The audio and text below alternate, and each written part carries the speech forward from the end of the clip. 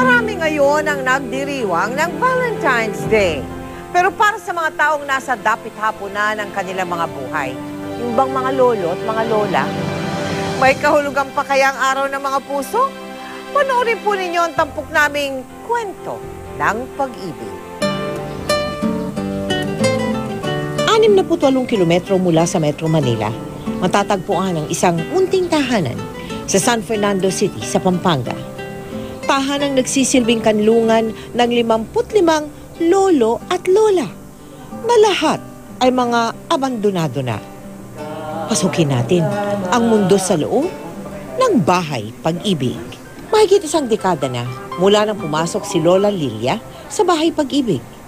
Ang pag-ibig ng pamilya na hindi niya nakapiling at naranasan.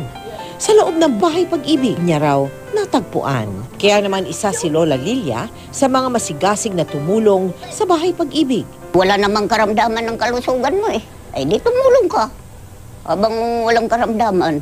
Dahil Valentine's Day ngayon, sinubukan nating alamin kung ano nga ba ang kahulugan ng pag-ibig para sa mga lolo at lola ng bahay pag-ibig. Basta huwag ka lang gagawang masama, tsaka huwag kang magpag-away.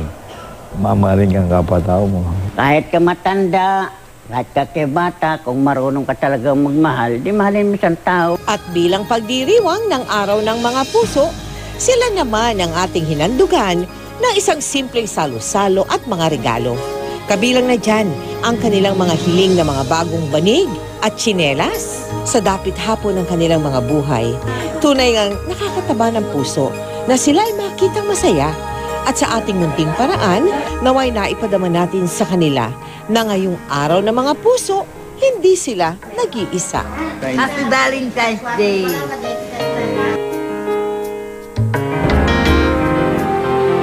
Happy Valentine's Day din po sa inyo dyan sa bahay pag-ibig. Naway ang bawat araw ng inyong pamamalagi dyan, laging puno ng pagtutulungan at pagmamahalan. Samantala, buwan na naman po ng mga puso at bilang bahagi ng ating taunang projects. Inaayayahan po namin kayo sa aming Sagip Dugtong Buhay Bloodletting Project sa ika-22 ng Pebrero, araw po yan ng Sabado, mula alas 8 ng umaga hanggang alas 5 ng hapon. Gaganapin po sa Evergotesco Mall sa Commonwealth Center dito sa Quezon City. Yan, naka-flash po sa inyong TV screen ang mga qualification kung sino ang pwedeng mag-donate ng dugo.